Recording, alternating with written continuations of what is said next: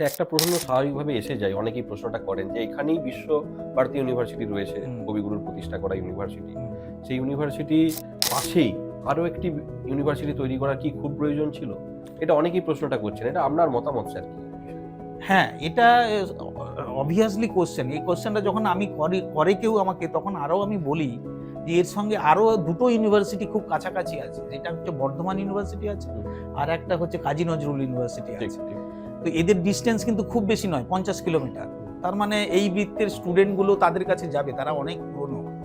আর আমরা সেই তুলনায় একেবারেই নতুন ইউনিভার্সিটি। সেই নতুন ইউনিভার্সিটিটাকে আমরা সেখানে যেগুলো আনছি, অলরেডি আমি বলছি আমাদের সাবজেক্টগুলো কিভাবে আমরা চুজ করছি, কিভাবে স্টুডেন্টদেরকে ট্রেনিং করছি, তাহলে এই জায়গাটাতে চলে যাবে সবার কাছে মেসেজ। আমি বলছি আপনাকে, আমরা 3rd এবং 4th সেমে কি করছি, যখন হচ্ছে 5th পিরিয়ড হয়ে যাচ্ছে, 6th পিরিয়ডটা আমরা তাদের নেটের জন্য ট্রেনিং দিচ্ছি। জানেন, রিসার্চ করতে হলে ন্যাশনাল এলিজিবিলিটি টেস্ট পাস করতে হয়, তার জন্য দিচ্ছি।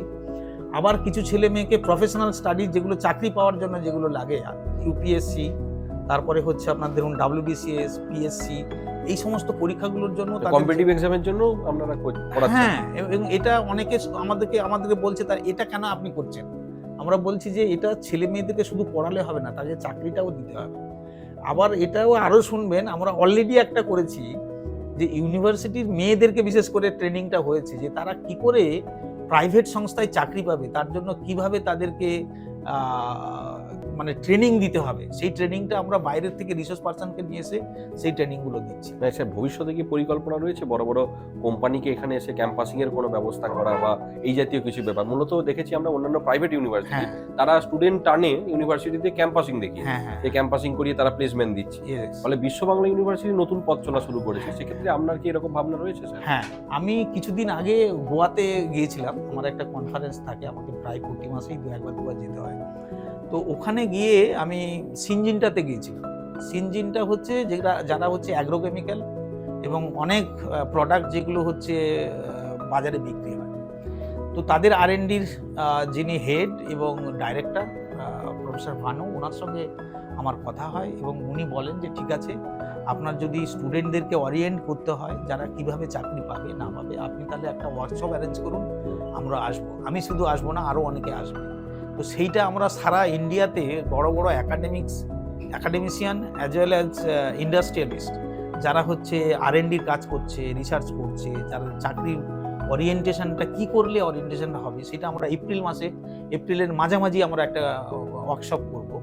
এবং সেখানে আমরা শুধু আমার ইউনিভার্সিটি নয়, আমি সবসময় বীরভূমটাকে প্রায়োরিটি দিই এই কারণের জন্য যে যেহেতু চিফ মিনিস্টার চেয়েছেন বিশেষ করে বীরভূমের ছেলে মেয়েদেরকে একটু আলোটা দেওয়ার জন্য, হায়ার এডুকেশনের আলোটা যেন ওদের উপরে পড়ে।